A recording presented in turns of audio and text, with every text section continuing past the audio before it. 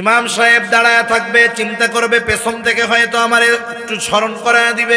অবস্থা হলো এমন, ইমাম সাহেব যেমন সূরা ফাতিহা ভুলে গেছে, পেছনের মুসল্লিরাও সব সূরা ফাতিহা ভুলে গেছে। দীর্ঘ সময় দাঁড়িয়ে থাকবার পর ইমাম সাহেব নামাজ ছেড়ে দিয়ে মসজিদের তাক থেকে কোরআনটা হাতে নিবে, দেখার জন্য যে সূরা ফাতিহাটা একটু দেখা নেই। উনি যখন নামাজ ছেড়ে কোরআন হাতে নিবে, খুলে দেখবে কোরআনের পাতায় কোনো লেখা নাই, সব পাতাগুলো সাদা হয়ে গেছে। গ্রামের মানুষ বলতো এইভাবে সবাই কোরআন ভুলেও যাবে আর রাতারাতি কোরআন হাদিসের লেখাগুলো উঠে যাবে। অথচ নবীজি সাল্লাল্লাহু আলাইহি ওয়াসাল্লাম বলেন, ইলম আল্লাহ উঠায় নিবে, তবে কোরআন হাদিস লেখায় থাকবে। ইলমের মূল উৎস হলো কোরআন আর হাদিস। অন্যান্য বিষয় যেগুলো আছে এগুলো কোরআন হাদিস, কোরআন সুন্নাহ সমর্থিত।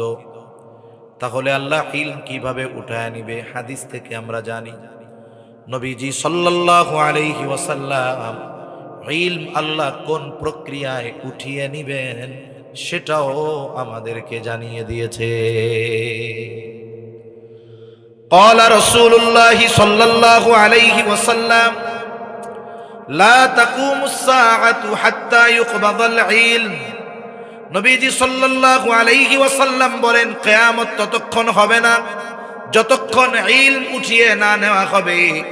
কোন পদ্ধতিতে আল্লাহ তাআলা ইলম উঠায় নেবেন? নবীজি বলেন, ইন্নাল্লাহা লা ইয়াকবিযুল ইলমা ইনতিজাআন ইয়ানতাজিউহু মিনাল ইবাদ। নবীজি সাল্লাল্লাহু আলাইহি ওয়াসাল্লাম বলেন, আল্লাহ তাআলা বান্দার অন্তর থেকে একত্রে একসাথে ইলম উঠায় নেবেন না। তাহলে কিভাবে আল্লাহ ইলম উঠায় নেবেন? এমনটা তো হবে না যে এক রাত্রিতে গোটা পৃথিবীর কোরআন হাদিসের লেখা সব উঠে যাবে। এমনটাও হবে না গোটা পৃথিবীর হাফেজরা এক রাত্রিতে কোরআন ভুলে যাবে। এমনটাও হবে না গোটা পৃথিবীর মুহাদ্দিসরা হাদিস সব ভুলে যাবে। এমনটাও হবে না গোটা পৃথিবীর মুফতি সাহেবরা মাসলা মাসাইল ভুলে যাবে। তাহলে আল্লাহ ইলম কিভাবে উঠায় নেবেন? নবীজি এরপরে বলেন, ওয়ালাকিন ইয়াকবিদুল ইলমা বিকবজিল উলামা। বরং আল্লাহ তাআলা আলেমদেরকে উঠিয়ে নেওয়ার মাধ্যমে ইলম উঠায় নিয়ে যাবে। কোরআন হাদিস লেখায় থাকবে, কিন্তু কোরআন হাদিস বোঝানোর মতো মানুষ এক সময় থাকবে না। বরং সময়ের সাথে সাথে কোরআনের লেখা ছাপা আরো চকচকা জকজকা হচ্ছে, কিন্তু আগের তুলনায় কোরআনের তিলাওয়াত, কোরআনের আমল সময়ের সাথে সাথে কমতেছে না বাড়তেছে? কমতেছে, এটাই স্বাভাবিক। তাহলে কোরআন লেখায় থাকবে, হাদিসও লেখায় থাকবে, কিন্তু ওই কোরআন হাদিস বোঝানোর মতো ওই রকম মুত্তাকি আলেমরা এক সময় দুনিয়ায় থাকবে না। আমাদের সদর শাহ হুজুর রহমাতুল্লাহি আলাইহি, ওনার থেকে নিয়ে এর পরবর্তীতে যারা দুনিয়া থেকে চলে গেছে তাদের জায়গায় এখন যারা আছে তারাও যোগ্য, কিন্তু যারা চলে গেছে তাদের মতো কেউ না। তার মানে সদর সাহেব হুজুর রহমাতুল্লাহি আলাইহির অবস্থান যদি এই জায়গায় হয়, এখন যারা আছে তাদের অবস্থান ওনার চাইতে নিচে। এনারা যখন চলে যাবে, এনাদের পরে যারা আসবে তাদের অবস্থান আরো নিচে হবে। একটা সময় এটা শূন্যের কাতারে পৌঁছিয়ে যাবে। এমন অবস্থা হবে যে কোরআন হাদিস থাকবে, কিন্তু ওই রকম মানুষগুলো থাকবে না। নবীজি এর পরে বলেন, ওই সময়টাতে মানুষেরা জাহেলদেরকে ধর্মীয় নেতা হিসাবে গ্রহণ করবে, তাদের কাছে ফতোয়া জিজ্ঞাসা করবে, জাহেল ফতোয়া প্রদান করবে। নবীজি জানায় দেন, ফতোয়া প্রদানকারী আর ফতোয়া জিজ্ঞাসাকারী উভয়ে পথভ্রষ্ট হয়ে যাবে। তাহলে প্রথম পয়েন্টটা কি? বলে কিয়ামতের আগে আল্লাহ ইলম উঠায় নিবে। তার মানে ইলম যতদিন থাকবে কিয়ামত ততদিন আমাদের থেকে দূরে থাকবে। এখন ইলম দুনিয়ায় থাকার সিস্টেম কি? বলে কোরআন হাদিস, ইউটিউব, ফেসবুক নয়, বরং আলেমরা এই দুনিয়ায় যতদিন থাকবে আল্লাহ তাআলা তাদের মাধ্যমে ইলমের হেফাজত করবে। আলেম থাকবে না, লেখা থাকবে কিন্তু প্রকৃত ইলম থাকবে না, আর কিয়ামত তাড়াতাড়ি চলে আসবে। এই জন্য কি দরকার, কি করা আমাদের যেটা করতে হবে সেটা হলো, এক নম্বর, উলামায়ে কেরাম যারা আছেন তাদের জন্য দোয়া করতে হবে। কারণ এখন যারা আছে তারা চলে যাওয়ার পরে যারা আসবে এনাদের সমমান নয়, এনাদের চেয়ে নিচে। এজন্য যারা আছে তাদের জন্য নেক হায়াত কামনা করে দোয়া করতে হবে। 2 নম্বর, এই আলেম তৈরির কারখানা মাদ্রাসাগুলোর উপরে আমাদের সর্বোচ্চ যত্নশীল হতে হবে। 3 নম্বর, কমপক্ষে প্রত্যেকটি ঘরে কমপক্ষে যেন একজন আলেম থাকে। সন্তান 3 জন আছে, আপনি 3 জনই দুনিয়ার পিছনে লেলায়া দিয়েন না, আপনি একজনকে আল্লাহর জন্য দিয়ে দেন, যে তুমি ইলম অর্জন করবা, তোমার কাছে দুনিয়ার কিছু চাওয়ার নাই, তুমি আল্লাহর জন্য ইলম শিখো। মনে রাখবেন, যেই ব্যক্তি আল্লাহর সন্তুষ্টির জন্য ইলম শিখবে, আল্লাহ তাআলা ওই ব্যক্তিকে রিজিকের অভাবে এই দুনিয়ায় ফালাবে না ইনশাআল্লাহ।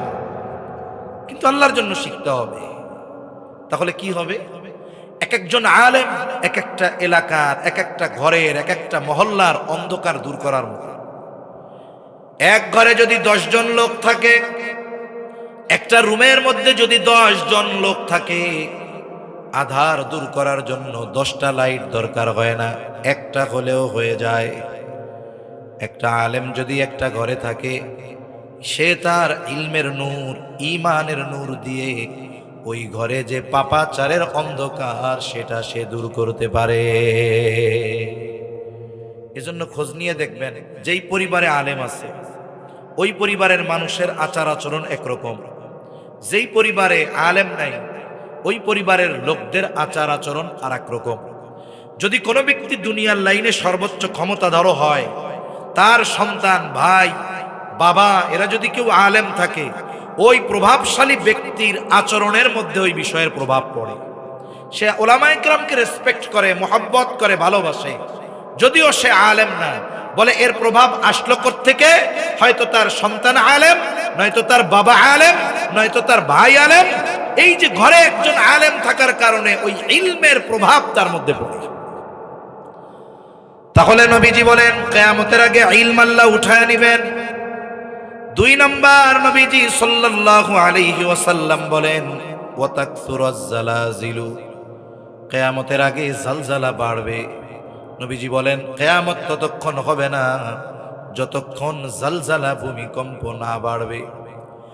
প্রথম প্রশ্ন, ভূমিকম্প কেন হয়? ভূতত্ত্ববিদরা বলেন, ভূমিকম্প হওয়ার কারণ হলো টেকটনিক প্লেটের নড়াচড়া। টেকটনিক প্লেট এই পৃথিবীর বিশাল ভূখণ্ডগুলো খণ্ডে খণ্ডে বিভক্ত। যেমন আমরা যেই খণ্ড বা প্লেটের মধ্যে আছি, এটাকে বলে ইন্ডিয়ান প্লেট। আমাদের পাশে আছে বার্মা প্লেট, আমাদের আরেক পাশে ইউরেশিয়া প্লেট। ভূতত্ত্ববিদরা বাংলাদেশকে ঝুঁকিপূর্ণ এরিয়ার মধ্যে ফেলেছে। কেন? বলে এই 3 প্লেটের ফল্ট যেই জায়গাটা, আমরা তার একেবারে নিকটে। এজন্য বাংলাদেশ খুব রিস্ক, ঝুঁকির মধ্যে আছে, ভূমিকম্প ঝুঁকি।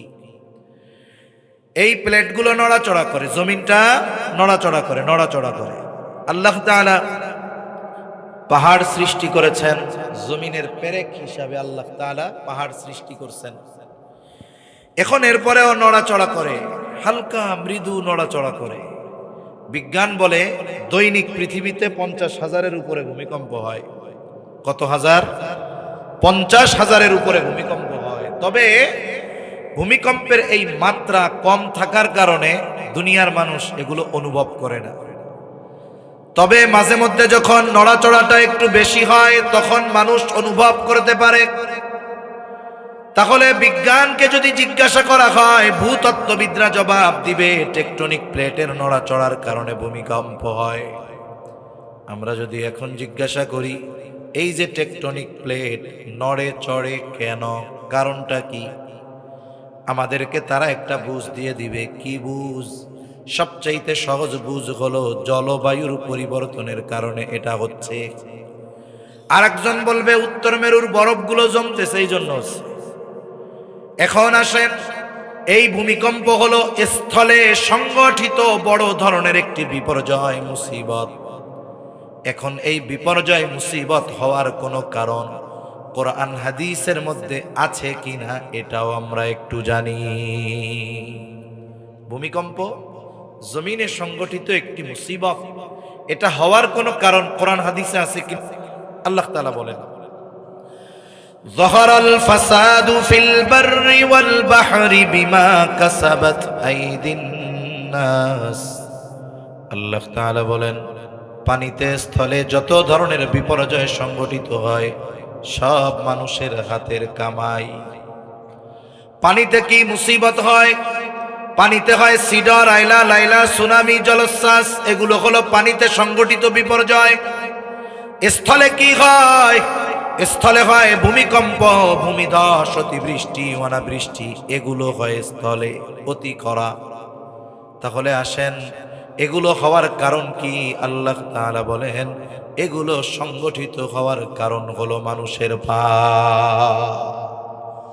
আমাদের পাপের দ্বারা আমরা এই মুসিবত, এই বিপর্যয়, এই আযাবগুলোকে আমরা উপার্জন করি, আর্ন করি। কর্ম যেমন এর ফলাফলটা তেমন আসে। তবে আল্লাহ তাআলা বলেন, যেই পরিমাণ পাপ আমরা করি ওই পরিমাণ পাপের শাস্তি আল্লাহ দেন না। কারণ যেই পরিমাণ পাপ এই পৃথিবীতে সংগঠিত হয় ওই পরিমাণ পাপের শাস্তি যদি আল্লাহ তাআলা আমাদেরকে দিতেন তাইলে এই পৃথিবীটা ধ্বংস হয়ে যাইত। পৃথিবীতে আমরা আমাদের কোনো অস্তিত্ব থাকতো না। এজন্য আল্লাহ তাআলা বলেন, যেই শাস্তি দেওয়া হয় এটি অতি সামান্য আমলের শাস্তি। আল্লাহ তাআলা বলেন, লিউযীকাহুম বা'দাল্লাযী আমিলু লাআল্লাহুম ইয়ারজিউন। আল্লাহ রাব্বুল আলামিন বলেন, তাদেরকে অতি সামান্য কর্মের শাস্তি আস্বাদন করানো হয়। এই যে ভূমিকম্প, অতিবৃষ্টি, অনাবৃষ্টি, সিডর, আইলা, লাইলা, এগুলো আমাদের পাপের কারণে শাস্তি দেওয়া হয়। আল্লাহ তাআলা আমাদের যে এই শাস্তিগুলো দেন কারণ হলো আমাদের পাপ। দ্বিতীয় বিষয়, শাস্তি দেওয়ার উদ্দেশ্যটা কি? যেমন মনে করেন, যদি কারো সন্তান অন্যায় করে, অপরাধ করে, বলেন তো সচেতন অভিভাবক যিনি, তিনি অন্যায় কিংবা অপরাধের কারণে সন্তানকে সাজা দেয় কি দেয় না? দেয় তো না? দেয়। কোন ছাত্র যদি অন্যায় করে শিক্ষক তাকে শাস্তি দেয় কি দেয় না? শাস্তি দেওয়ার কারণ হলো অপরাধ। শাস্তি দেওয়ার কারণ কি জোরে বলেন?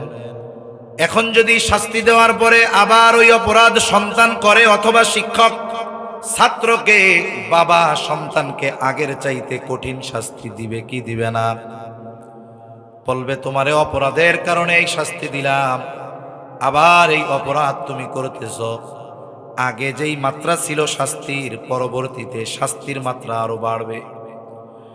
এই যে বাংলাদেশে কিছুদিন আগে 5.7 মাত্রার ভূমিকম্প হয়েছে, তাহলে ভূমিকম্প হওয়ার কারণ কি? বলে আমাদের পাপ। এই 5.7 মাত্রার ভূমিকম্প হওয়ার কারণ হলো আমাদের পাপ। উদ্দেশ্য কি? আল্লাহ বলেন, লাআল্লাহুম ইয়ারজিউন, যাতে করে তারা প্রত্যাবর্তন করে তথা পাপের পথ থেকে ফিরে আসে। এখন ভূমিকম্প হওয়ার পর আমরা পাপের পথ থেকে ফিরে এসেছি কিনা এটাও একটু জানার দরকার। আপনারা তো হয়তো ভূমিকম্প অনেকটা অনুভব করেন নাই, কিন্তু মোটামুটি বেশ কয়েকদিন মিডিয়ায় যেই পরিমাণ ভূমিকম্পের ব্যাপারে খবর, আপনারা এই এলাকায় কম্পন কম হলেও সংবাদের কারণে অন্তরের মধ্যে কাঁপুনি হয়েছে কি হয় নাই? বলেন তো, এই ভূমিকম্পের কারণে মসজিদের মধ্যে এখন থেকে মুসল্লি মনে হয় অনেক বেশি হয়ে গেছে। মুসল্লি বাড়ছে? মুসল্লি বাড়ে নাই, তাহলে চার দোকানের আড্ডাগুলো বন্ধ হয়ে গেছে। চার দোকানের টিভি গুলায় এখন আর নাচ গান চলে না, এখন ওই জায়গায় শুধু কোরআন তিলাওয়াত আর ওয়াজ চলে। তাহলে মনে হয় এলাকায় আর সুদ টুদ নাই। ও তাইলে মনে হয় ঘুষ বন্ধ হয়ে গেছে। তার মানে আপনারাই বললেন কোনো পাপ বন্ধ হয় নাই, তাহলে পাপের কারণে আল্লাহ শাস্তি দিলেন, আমরা ওই পাপ থেকে ফিরলাম না। শাস্তির মাত্রা হলো 5.7। উদ্দেশ্য ছিল যেন পাপ বন্ধ হয়। পাপ যেহেতু বন্ধ হয় নাই, সামনে যদি ভূমিকম্প হয় বলেন তো মাত্রা বেশি হবে না কম হবে? ওই কথাটাই নবীজি বলছেন, কিয়ামত যত ত্বরান্বিত হবে, ভূমিকম্প ঘন ঘন হবে, বড় বড় হবে, হওয়ার মূল কারণ হলো পাপ। এখন বলতে পারেন হুজুর, আমরা যারা এই জায়গায় আছি, মাইকে যারা শুনতেছি, আমরা যদি পাপ ছেড়ে দেই ভূমিকম্প বন্ধ হবে? না, হবে না। নবীজি যখন পাপের কারণে সামগ্রিকভাবে শাস্তির কথা সাহাবা একরামকে বললেন, তখন সাহাবা একরাম বলতেছে, ইয়া রাসূলুল্লাহ, আমাদের মধ্যে নেক কর্ম সৎকর্মশীল ব্যক্তি থাকার পরেও কি আমরা ধ্বংস হয়ে যাব? নবীজি বললেন, হ্যাঁ ধ্বংস হয়ে যাবা। কারণ যখন পাপের আধিক্যতা বেশি হয়ে যায়, পাপ যখন বেড়ে যায়, পাপের কারণে যখন আল্লাহ তাআলা শাস্তি দেয়, শাস্তি দেওয়ার সময় কে পাপী আর কে নেককার এটা যাচাই বাছাই হয় না, সামগ্রিকভাবে সবাই ধ্বংস হয়ে যায়। তবে যেই মানুষগুলো ওই আযাব আসার কারণ নয় তথা পাপী নয়, ওই মানুষগুলো আল্লাহর পক্ষ থেকে ক্ষমা পেয়ে যায়। তাহলে নবীজি 2 নম্বর বলেন, কিয়ামতের আগে ভূমিকম্প বাড়বে। ভূতত্ত্ববিদরা বলে ভূমিকম্প বেড়েছে, ভবিষ্যতে আরো বেশি বেশি হওয়ার সম্ভাবনা রয়েছে। 3 নম্বর নবীজি বলেন, ওয়ায়াতাকারাবাজ জামান, কিয়ামত ততক্ষণ সংগঠিত হবে না যতক্ষণ না সময় নিকটবর্তী হবে। সময় কেমনে নিকটবর্তী হয়? আজ থেকে 1000 বছর আগে 365 দিনে বছর ছিল, এখনো 365 দিনে বছর, তাইলে সময় নিকটবর্তী কেমনে হয়? মুহাদ্দিসিনে কেরাম বলেন, এর দ্বারা উদ্দেশ্য হলো সময় বরকত শূন্য হয়ে যাবে, সময় বরকতহীন হয়ে যাবে। কারণ একজনের যদি 1,00,000 টাকা থাকে বরকত শূন্য, আর একজনের যদি 5,000 টাকা থাকে বরকতওয়ালা, ওই বরকতওয়ালা 5,000 টাকা দিয়ে যা উপকৃত হওয়া যায়, বরকতবিহীন 1,00,000 টাকা দিয়েও ওই পরিমাণ উপকৃত হওয়া যায়। মুহাদ্দিসিনে কেরাম বলেন, কিয়ামতের আগে বরকত শূন্য হয়ে যাবে সময়। এই পৃথিবীর অন্যতম ইসলামী স্কলার জাস্টিস মুফতি তকি উসমানী দামাত বারকাতুহুমুল আলিয়া হযরত একটা লেকচার দিয়েছেন সময়ের মূল্য নিয়ে। যারা স্কুলে পড়েছেন কিংবা মাদ্রাসায়, আমরা ছোটবেলায় কম্পোজিশন পড়েছি, ভ্যালু অফ টাইম, সময়ের মূল্য, আরবিতে কিমাতুল ওয়াক্ত। এই যে সময়ের মূল্য, আফসোসের বিষয়, সময়কে যদি মূল্যায়ন না করা হয়, ওই সময় দ্রুততার সাথে আমাদের কাছ থেকে চলে যায়। জাস্টিস মুফতি তকি উসমানী দামাত বারকাতুহুমুল আলিয়া বলেন, সময় হলো এমন এক জিনিস, মানুষ নেক আমলের মাধ্যমে সময়কে প্রলম্বিত করতে পারে, অহেতুক গুনার কাজের মাধ্যমে সময় সংকুচিত হয়ে যায়। এজন্য আমরা যখন নেকের কাজ করি, ভালো কাজ করি, নামাজের মধ্যে থাকি, কোরআন তিলাওয়াতের মধ্যে থাকি, দেখবেন অল্প সময়টাকে অনেক সময় মনে হয়। এই জন্য কখনো যদি ইমাম সাহেব স্বাভাবিক সময়ের তুলনায় তিলাওয়াতটাকে একটু বেশি লম্বা করেন, পিছনের মুসল্লিরা অধৈর্য হয়ে কাশি শুরু করে দেয়, তাই না? মনে করেন অন্যদিন নামাজে দাঁড়ানোর 4 মিনিট পরে উনি রুকুতে যায়, আজকে 6 মিনিট হয়েছে রুকুতে যায় না, এখন লোকমা দিবে কেমনে? দেয় কি দেয় না? নামাজের মধ্যে উনি 5 মিনিট নাইলে বেশি ছিল, ফজরে অন্যদিন 10 মিনিট লাগতো, আজকে 15 মিনিট লাগছে, মাত্র 5 মিনিট। এই 5 মিনিট অধৈর্য হয়ে যায় মানুষ, অথচ ওই ব্যক্তি দোকান মসজিদ থেকে বের হয়ে চায়ের দোকানে বসছে একটানা 5 ঘন্টা, তখন আর মাজাও ব্যথায় না, হাঁটুও ব্যথায় না, চোখের পলকে 5 ঘন্টা নাই। এই 5 ঘন্টা বসে আড্ডা দিতে, টিভি দেখতে কষ্ট হয় নাই, কিন্তু 5 মিনিট মসজিদে নামাজের মধ্যে থাকতে তার কষ্ট হয়ে গেছে। মনে হচ্ছে এই 5 মিনিট অনেক লম্বা, আর ওই 5 ঘন্টা মুহূর্তের মধ্যে চলে গেছে। কেন? ওই 4 দোকানে বৈশা আড্ডা দিছে, এটা অহেতু গুনাহ হয়েছে, এই জন্য সময়টা দ্রুততার সাথে চলে গেছে।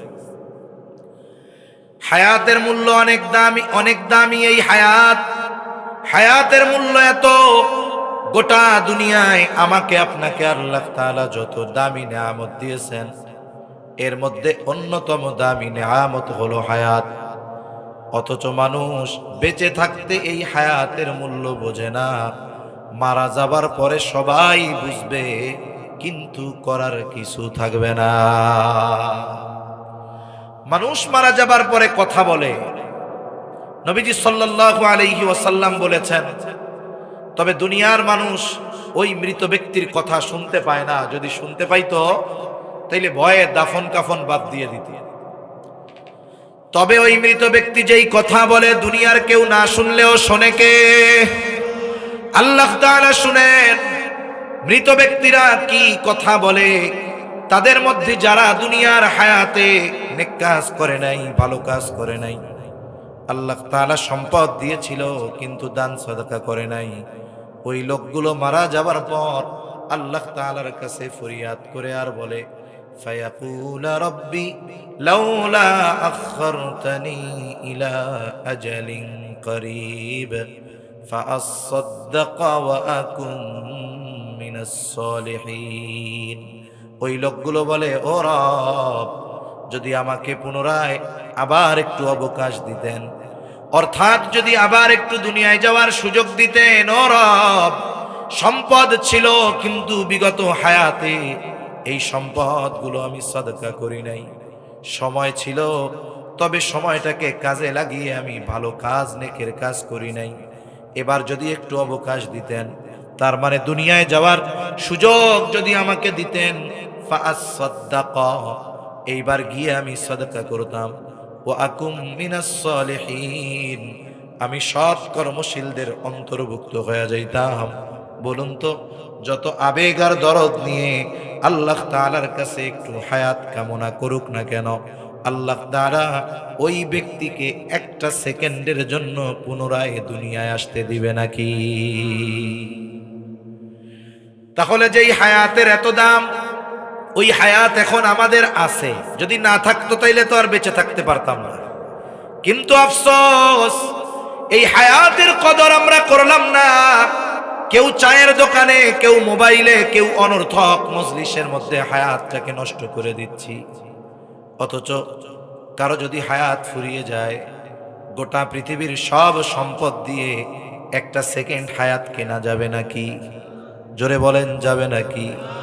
অথচ হায়াত যদি থাকে, সম্পদ উপার্জন করা যাবে। এজন্য অনুরোধ আপনাদের কাছে, আল্লাহর দেওয়া দামি এই নিয়ামত হায়াত আমরা গোনা অনর্থক কাজে অতিবাহিত করব না। সময় হিসাব করে ব্যয় করব। সময় কেমনে হিসাব করে ব্যয় করবেন? আপনার আমার কাছে যদি নির্দিষ্ট পরিমাণ টাকা থাকে, বিশেষ করে যারা চাকুরি করে আমাদের দেশে, তাদের বেতনটা ফিক্সড। এই মানুষগুলো এই বেতন থেকে প্রাপ্ত অর্থগুলো সুনির্দিষ্ট তালিকার আলোকে ব্যয় করে।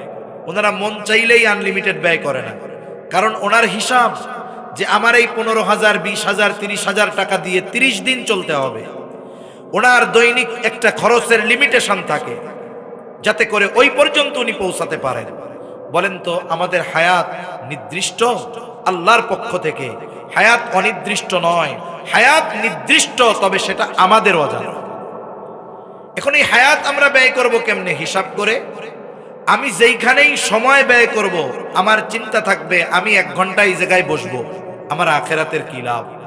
আখেরাতের না হোক, কমপক্ষে দুনিয়ার বৈধ কি লাভ? আমি 1 ঘন্টা চায়ের দোকানে বসবো, এই জায়গায় আমার আখেরাতের কি লাভ? আখেরাতের না হোক, দুনিয়ার বৈধ কি লাভ? আমি মোবাইল টিপবো 1 ঘন্টা, এই 1 ঘন্টায় আমার আখেরাতের কি লাভ? আমি যদি এইভাবে হিসাব করে আমার সময়কে ব্যয় করি, আমার সময় বরকতময় হবে। ওই সময়গুলো কিয়ামতে আমার আপনার পক্ষে সাক্ষ্য দিবে যে আমাদের জন্য, আমাদের ব্যাপারে, এই যে আমরা এখানে বসে ওয়াজ শুনতেছি, এই জায়গা কিয়ামতের দিন সাক্ষ্য দিবে। যেই সময়গুলোতে এই যে আমরা দিনই কাজ করতেছি, এই সময়গুলো কিয়ামতে আমার আপনার পক্ষে সাক্ষ্য দিবে। এখন যেই সময়গুলোতে আমি ভালো কাজ করলাম, এরা যদি আমার ব্যাপারে সাক্ষ্য দেয়, দুনিয়াতে যেই সময়গুলোতে যেই স্থানে আমি পাপের কাজ করেছি, মন্দ কাজ করেছি, ওরা আমার পাপ আর মন্দ কাজের ব্যাপারে আল্লাহর দরবারে সাক্ষ্য দিবে কি দিবে না? এই চিন্তাগুলো করা দরকার। তাহলে সময় নেকের কাজে অতিবাহিত হবে, সময় বরকতময় হবে। আমাদের সদস্য হুজুর রহমাতুল্লাহ আলাইহি শত শত কিতাব লিখে গেছে। এই সময় তো মানুষের লেখার জন্য কত আসান, কত আরাম। কোন লেখক যদি এখন লিখতে চায়, লেখার জন্য তার কলমেরও দরকার নাই, হাতেরও দরকার নাই, একেবারে ভয়েস টাইপিং করে মুহূর্তের মধ্যে পৃষ্ঠার পর পৃষ্ঠা তিনি লিখতে পারবেন। কিন্তু সদর সাহেব হুজুর রহমাতুল্লাহ আলাইহি অল্প হায়াতে কত পরিমাণ লিখে গেছেন, তার লেখাগুলো আমরা গোটা হায়াতে পড়ে শেষ করতে পারি না। বলে এত লেখা তার দ্বারা সম্ভব হতো না যদি না সময়ের মধ্যে আল্লাহ বরকত না দিতে। এজন্য আমরাও যদি হায়াতকে কাজে লাগাই, সময়ের কদর করি, তাহলে আমাদের দুনিয়া আখিরাতের সফলতার দ্বার উন্মোচিত হয়ে যাবে। নবীজি সাল্লাল্লাহু আলাইহি ওয়াসাল্লাম কিয়ামতের আগে মানুষ অনর্থক পাপের কাজ বাড়িয়ে দিবে। এই জন্যই নবী বলেন কিয়ামতের আগে সময় সংকুচিত হয়ে যাবে, নিকটবর্তী হয়ে যাবে। মানুষের কাছে মনে হবে এমন এক যুগ এক বছরের মতো মনে হবে, বছরকে মাসের মতো মনে হবে, মাসকে সপ্তাহের মতো মনে হবে, সপ্তাহকে দিনের মতো মনে হবে, দিনকে ঘন্টার মতো মনে হবে, ঘন্টাকে মিনিটের মতো মনে হবে, মিনিটকে আগুনের স্ফুলিঙ্গ তথা সেকেন্ডের মতো মনে হবে। সময় চলে যাবে, কাজ হবে না। এজন্য আমরা আমাদের সময়গুলো ভালো কাজে অতিবাহিত করব তো ইনশাআল্লাহ। 4 নাম্বার, নবীজি সাল্লাল্লাহু আলাইহি ওয়াসাল্লাম বলেন ওয়াতাযহারাল ফিতান, কেউ জানে না আগামী দিন সে কি উপার্জন করবে। ওয়ামা তাদরি নাফসুম বিআইয়ি আরদিন তামুত, কেউ জানে না কোন জমিনে সে মৃত্যুবরণ করবে। এই 5টি বিষয়ে সংগঠিত হওয়ার সুনির্দিষ্ট সময়, জ্ঞান, ইলম একমাত্র কার কাছে? আল্লাহ তাআলার কাছে। 1 নম্বর, আল্লাহ তাআলা বলেন ইন্নাল্লাহা ইনদাহু ইলমুস সাআহ, কিয়ামতের ইলম একমাত্র আল্লাহ তাআলার নিকটেই। তার মানে কিয়ামত কখন সংগঠিত হবে এটার ইলম আল্লাহ তাআলার কাছেই। তবে কিয়ামত হবে এই ব্যাপারে আমরা ঈমান এনেছি, কিয়ামত হওয়ার ব্যাপারে আমাদের সবার ঈমান আছে। কেননা কোনো ব্যক্তি যদি কিয়ামত অস্বীকার করে, নিঃসন্দেহে তার নামটা বেঈমানদের তালিকায় চলে যায়। কিয়ামত সংগঠিত হবে এই ব্যাপারে ওয়াদা দিয়েছেন আল্লাহ, আর এই ওয়াদার সত্যায়ন করেছেন রাসূলগণ। তবে কিয়ামত হবে কোন সময় এটা দুনিয়ার কেউ জানে না, একমাত্র জানেন আল্লাহ। কেন? আল্লাহ ছাড়া এটা কেউ জানে না, কারণ আল্লাহ আলিমুল গায়ব, আল্লাহ ব্যতীত সৃষ্টি জগতের কোন সৃষ্টি আলিমুল গায়ব নয়। অনেক অঞ্চলে কিছু ভাই আছে, এরা নিজেদেরকে আশেকে রাসূল দাবি করে, আশেকে রাসূল, নবীজিকে মুহাব্বত করে এই দাবি করে তারা। নবীজিকে মুহাব্বত করে, নবীজির ব্যাপারে বলতে বলতে এমনও কথা বলে যে আল্লাহর সমকক্ষ দাঁড় করিয়ে দেয়। কিছু জায়গায় আছে মানুষেরা বলে আল্লাহ যেমন হাজের নাজের, নবীজিও তেমন হাজের নাজের, নাউযুবিল্লাহ। বলে আল্লাহ যেমন আলিমুল গায়েব, নবীজিও তেমন আলিমুল গায়েব, বলেন নাউযুবিল্লাহ। কারণ এই সৃষ্টি জগতে কোন ব্যক্তি হাজের নাজের নয়, কোন ব্যক্তি আলিমুল গায়েব নয়। আলিমুল গায়েব একমাত্র যিনি, তিনি কে? একটা আমল আছে সকাল সন্ধ্যা সূরা হাশরের শেষ 3 আয়াত, এই আমলটা কম বেশি সবাই করে। আমরা কি বলি এই আয়াতে তিলাওয়াতের মধ্যে কি বলি? আমরা বলি হুয়াল্লাহুল্লাযী লা ইলাহা ইল্লাহু আলিমুল গায়বি ওয়াশ শাহাদাতি হুয়ার রহমানুর রহিম। আমরা এই আয়াতের মধ্যে এই কথাটাই বলি যে আল্লাহই আলিমুল গায়ব। সৃষ্টি জগতে কেউ আলিমুল গায়ব নয়, কোন ফিরিস্তা আলিমুল গায়ব নয়, কোন নবী রাসূল আলিমুল গায়ব নয়। প্রসিদ্ধ একটা হাদিস আছে, হাদিসের এক নাম হলো হাদিসে জিবরিল। নবীজি যে আলিমুল গায়ব নয়, ফিরিস্তারাও যে আলিমুল গায়ব নয়, এটা বলার জন্য হাদিসটা বলা। হাদিসের এক নাম হলো হাদিসে জিবরিল। কেন নাম হাদিসে জিবরিল? কারণ নবীজির কাছে জিবরাইল আলাইহিস সালাম মানব আকৃতিতে এসেছেন। এই যে এসেছেন জিবরাইল আলাইহিস সালাম, এই জন্য হাদিসের এক নাম হলো হাদিসে জিবরিল, আর এক নাম হলো উম্মুস সুন্নাহ। কেন? আসার উদ্দেশ্য হলো সাহাবায়ে কেরামকে দ্বীনের মৌলিক বিষয়গুলো শিক্ষা দেওয়া। এই জন্য হাদিসটার আর এক নাম হলো উম্মুস সুন্নাহ। এই হাদিসের মধ্যে জিবরাইল আলাইহিস সালাম আমার আপনার নবীজিকে বেশ কয়েকটি প্রশ্ন করেছেন। নবীজি প্রশ্নগুলোর জবাব দিয়েছেন, সাথে সাথে নবীজির দেওয়া ওই জবাবের সত্যায়ন জিবরাইল আলাইহিস সালাম করেছে। নবীজি সাল্লাল্লাহু আলাইহি ওয়াসাল্লামকে এক নম্বরে প্রশ্ন করা হলো আখবিরনি আনিল ইসলাম, আপনি আমাকে ইসলামের ব্যাপারে খবর দেন, ইসলাম কি জিনিস? নবীজি জবাব দিলেন।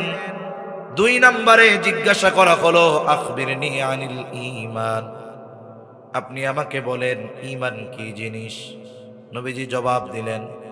জিবরাইল আলাইহিস সালাম জবাবটার সত্যায়ন করলেন।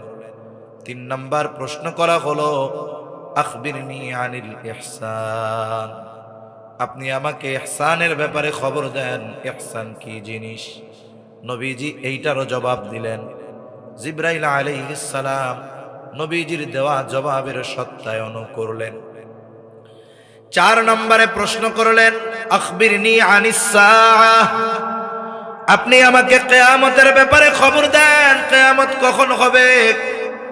এই প্রশ্নের জবাবে নবীজি সাল্লাল্লাহু আলাইহি ওয়াসাল্লাম বলেন নাই কিয়ামত অমুক দিন হবে, অমুক সময় হবে, বরং এই প্রশ্নের জবাবে নবীজি সাল্লাল্লাহু আলাইহি ওয়াসাল্লাম বলেছেন মাল মাসউলু আনহা বিআলামা মিনাস সাইল। নবীজি বলেন এই ব্যাপারে যাকে প্রশ্ন করা হয়েছে তিনি প্রশ্নকারীর চাইতে বেশি জানেন না। আগের গুলো প্রশ্ন করেছে, জবাব দিছে। এই বিষয়টার জবাব নবীজি এমন ভাবে দেন নাই যে হ্যাঁ কিয়ামত অমুক দিন হবে, অমুক সময় হবে, অমুক সালে হবে। অনেক সময় আমরা অনেক আলোচনা শুনি, এখন তো মাশাআল্লাহ ইউটিউবের বদৌলতে অনেক ওয়াইজের ওয়াজ একসাথে শোনা যায়। অনেক আগ থেকেই এক একজন বলতেছে এই তো 2000 সালেই চলে আসবে, সবকিছু কিয়ামত হয়ে যাবে। 2000 সালে 1 মে মাসের প্রথম শুক্রবার কিয়ামত হয়ে যাওয়ার কথা ছিল। ওই সময়টাতে বিজ্ঞানীরা বলছিল যে 2000 সালের মে মাসের প্রথম শুক্রবার ওই দিন পৃথিবী ধ্বংস হয়ে যাবে। এরপরে কত মানুষ বলা শুরু করছে 2000 অমুক সালে ইমাম মাহদী আসবে, 2000 এত সালে দাজ্জাল আসবে। এরা আসবে, কোনো সন্দেহ নাই। নবীজি বলেছেন তবে সময় সুনির্দিষ্ট করে দেওয়ার ক্ষমতায় দুনিয়ার কারো। অনেক মানুষ এই ওয়াজগুলো শুনে পেরেশান, অনেক যুবক তরুণ এরা এই ওয়াজগুলো শুনে চিন্তায় শেষ, কপালে চিন্তার ভাঁজ। কি হয়েছে? বলে হুজুর দুনিয়া তো শেষ। কেন? এই তো 2024 সালেই ইমাম মাহদী চলে আসবে, 3য় বিশ্বযুদ্ধ লেগে যাবে। তা টেনশনে উনি কি করতেছে, ওনার অবস্থা হলো ওই ছাত্রের মতো। কোন ছাত্র? এক ছাত্র খুব পেরেশান। জিজ্ঞাসা করা হলো, তুমি এত চিন্তিত কেন, টেনশনে কেন? বলে, বইলেন না, পরীক্ষার টেনশনে শেষ হয়ে যাচ্ছে।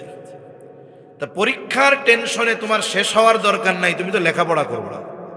তার পরীক্ষার টেনশনে সে লেখাপড়া করতে পারে না। আর এই কিয়ামতের আলামতের বয়ান শুনতে শুনতে ইমাম মাহদি চলে আসবে। আমিও আপনাদের খেদমতে একটা আলামত সম্পৃক্ত হাদিস পাঠ করেছি। নবীজি সাল্লাল্লাহু আলাইহি ওয়াসাল্লাম এই হাদিসের মধ্যে 6টি বিষয়ের কথা বলেছেন। সাথে সাথে নবীজি এই কথাও বলেছেন, এই 6টি বিষয় যতক্ষণ সংগঠিত না হবে ততক্ষণ পর্যন্ত কিয়ামত সংগঠিত হবে না। এজন্য এই সব বিষয় আলোচনা শুনে কখনো পেরেশান হবেন না। আমরা তো শুনি অনেক প্রসিদ্ধ আলোচকরা এরকম বলছে না, 2020 সালে এই পৃথিবী শেষ, থার্ড ওয়ার্ল্ড ওয়ার শুরু হয়ে যাবে, ইমাম মাহদি চলে আসবে। এই মিয়া, এই চলে আসবে, শুরু হবে, এটা বলার অধিকার তোমাকে কে দিয়েছে? এগুলো জ্ঞানের অপব্যবহার। মানুষ যে শুধু জ্ঞানী হলেই যে ওই জ্ঞানকে পজিটিভে কাজে লাগায় তা না, মানুষ তার জ্ঞানকে নেগেটিভ কাজেও লাগায়, উল্টাপাল্টা কথা বলে। এজন্য কোন দিন ইমাম মাহদি আসবে, কোন দিন দাজ্জাল আসবে, এর সুনির্দিষ্ট সময় তো দুনিয়ার কেউ জানে না। তবে নবীজি সাল্লাল্লাহু আলাইহি ওয়াসাল্লাম যে আলামতগুলো বলে দিয়েছেন, এগুলো আলোচনা করা যেতে পারে। সাথে সাথে আমরা যেন প্রস্তুতি নিতে পারি, এজন্য আমাদেরকে আল্লাহ এবং তার রাসূলের আদেশ নিষেধ মান্য করে নিজেদেরকে প্রস্তুত করে তুলতে হবে। আবু হুরায়রা রাদিয়াল্লাহু তাআলা আনহু থেকে বর্ণিত, قال رسول الله صلى الله عليه وسلم, রাসূলুল্লাহ সাল্লাল্লাহু আলাইহি ওয়াসাল্লাম বলেন, লা তাকুমুস সাআতু হাত্তা ইউকবাদাল ইলম। নবীজি সাল্লাল্লাহু আলাইহি ওয়াসাল্লাম বলেন, কিয়ামত ততক্ষণ পর্যন্ত সংগঠিত হবে না যতক্ষণ ইলম উঠিয়ে না নেওয়া হবে। কিয়ামতের আগে ইলম উঠিয়ে নেওয়া হবে। গ্রামের সাধারণ মানুষ এই কথাগুলো অনুধাবন করতে পারতো না, বুঝতে পারতো না। এজন্য অনেক সময় গ্রামের মানুষ এই কথাগুলোকে নিজেদের ভাষায় ব্যাখ্যা করত। আমরাও ছোটবেলা শুনছি, গ্রামের মানুষেরা বলা বলি করতো যে কিয়ামতের আগে আল্লাহ কোরআন হাদিস উঠায় নিয়ে যাবে। এখন কোরআন হাদিস আল্লাহ যে উঠায় নিবেন, কিভাবে উঠায় নিবে? তারা বলতো মানুষও ভুলে যাবে, কোরআন হাদিসের লেখাও উঠে যাবে। তা মানুষ ভুলবে কেমনে আর লেখা উঠবে কেমনে, এটা নিয়ে তারা একটা গল্প বলতো। ছোটবেলায় আমরা শুনছি আর কি, গল্পটা শোনাবো আপনাদের। তারা বলতো যে একদিন ইমাম সাহেব ফজরের নামাজে নামাজ পড়ানোর জন্য দাঁড়াবে। এটা হাদিস না, এটা গল্প মানুষের বানানো। ইমাম সাহেব নামাজ পড়ানোর জন্য দাঁড়াবে, তাকবীরে তাহরিমা বলবে, হাত বাঁধবে, আউযু বিল্লাহ বিসমিল্লাহ পড়বে, সূরা ফাতিহা পড়বে। ফজরের নামাজ, এখানে ইমাম সাহেব সূরা ফাতিহা জোরে পড়বে না আস্তে আস্তে পড়বে? আওয়াজ করে পড়বে। ইমাম সাহেব ঠায় দাঁড়িয়ে থাকবে, কোরআন থেকে কিছু পড়বে না। তার মানে ইমাম সাহেব সূরা ফাতিহা হঠাৎ করে ভুলে গেছে, জেহেন থেকে ছুটে গেছে। ইমাম সাহেব চিন্তা করবে, আমি ভুলে গেছি, তাতে কি, আমার পেছনে তো মুসল্লিরা আছে, আমাকে তারা স্মরণ করায়া দিবে। কারণ স্বাভাবিকভাবে যদি ইমাম সাহেব কোনো কিছুতে ভুল করে, ইমামের পেছনে মুক্তাদি যারা থাকে তারা ইমামকে শুধরে দেয়।